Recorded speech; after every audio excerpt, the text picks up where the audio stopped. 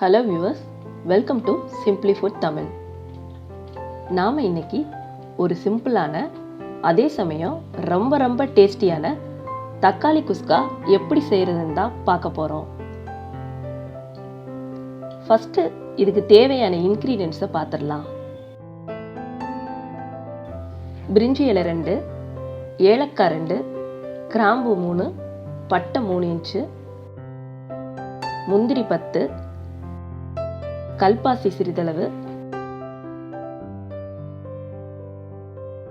வெங்காயம் 2, பச்சை மிளகாய் 4, கருவேப்பிலை கொஞ்சோண்டு, தக்காளி 4, புதினா மல்லி கொஞ்சோண்டு, இஞ்சி பூண்டு விழுது 1.5 டீஸ்பூன், அரிசி 1 டம்ளர், 4 பேருக்கு இது போதுமானதாக இருக்கும், நெய் 1 டேபிள் ஸ்பூன், மஞ்சத்தூள் 1/2 டீஸ்பூன், பெருங்காயத்தூள் 1/2 டீஸ்பூன், லெமன் ஜூஸ் 1/2 டீஸ்பூன், உப்பு தேவையான அளவு, எண்ணெய் 2 டேபிள் ஸ்பூன். இப்போ குக்கரில் ஆயில் 2 டேபிள் ஸ்பூன் விட்டுக்கலாம்.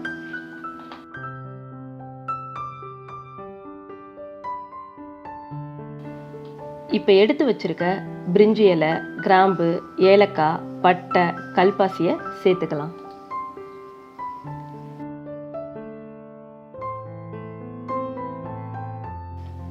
இப்போ ஒரு 30 செகண்ட் கழிச்சு நம்ம எடுத்து வச்சிருக்க முந்திரியை சேர்த்துக்கலாம்.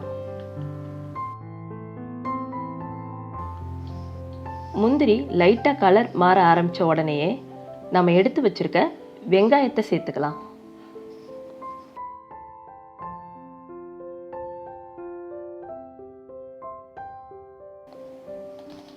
எல்லாத்தையும் சேர்த்து ஒரு 2 நிமிஷம் வதக்கிட்டு நம்ம எடுத்து வச்சிருக்க இஞ்சி பூண்டு பேஸ்ட்டை சேர்த்துடலாம்.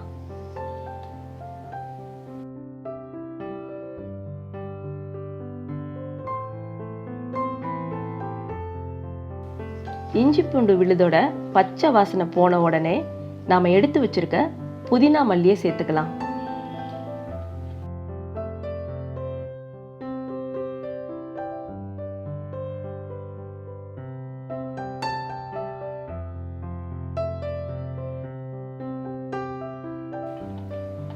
இது ஓரளவுக்கு வதங்கின உடனே நம்ம எடுத்து வச்சிருக்க பச்சை மிளகாயும் கருவேப்பிலையும் சேர்த்து வதக்கிக்கலாம்.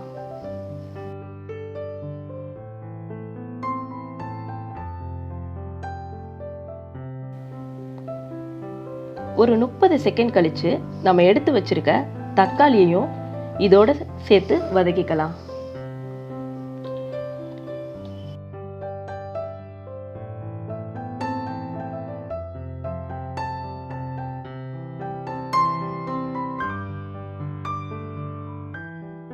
இந்த ஸ்டேஜில் நம்ம எடுத்து வச்சிருக்க மஞ்சத்தூளையும் பெருங்காயத்தூளையும் சேர்த்து கலந்துக்கலாம்.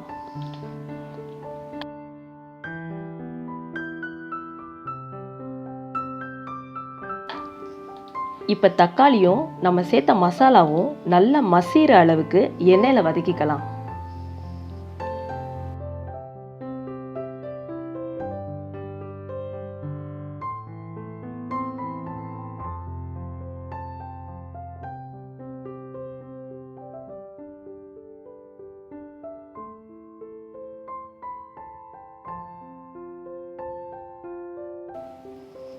இந்த ஸ்டேஜில் நம்ம கழுவி எடுத்து வச்சிருக்க அரிசியை சேர்த்துக்கலாம்.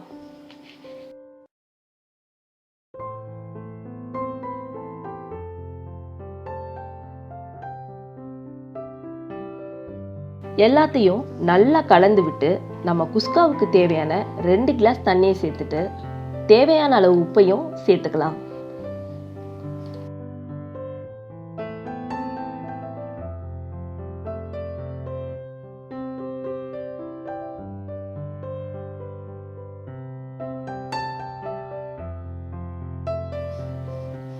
இப்போ நம்ம எடுத்து வச்சிருக்க லெமன் ஜூஸையும் சேர்த்துட்டு நல்லா கலந்து விட்டுறலாம்.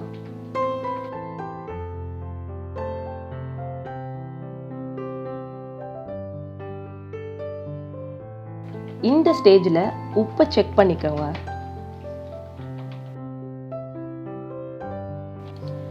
ஓரளவுக்கு கொதிக்க ஆரம்பிக்கும் போதே குக்கரை மூடி விசில் போட்டுறலாம்.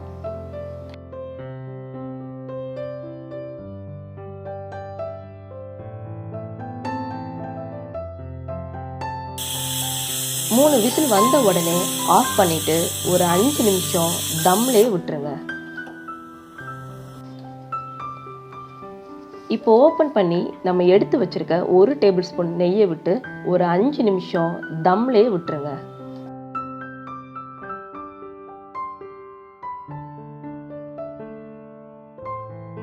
இப்போ நம்ம சிம்பிளான குஸ்காவுக்கே டஃப் கொடுக்குற தக்காளி குஸ்கா ரெடி.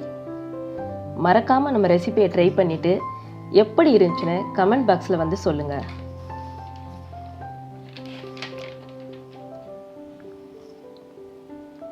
நீங்கள் இன்னும் நம்ம சேனலை சப்ஸ்கிரைப் பண்ணலைன்னா சப்ஸ்கிரைப் பண்ணி பெல் ஐக்கானை கிளிக் பண்ணி வச்சுக்கோங்க. நன்றி, வணக்கம்.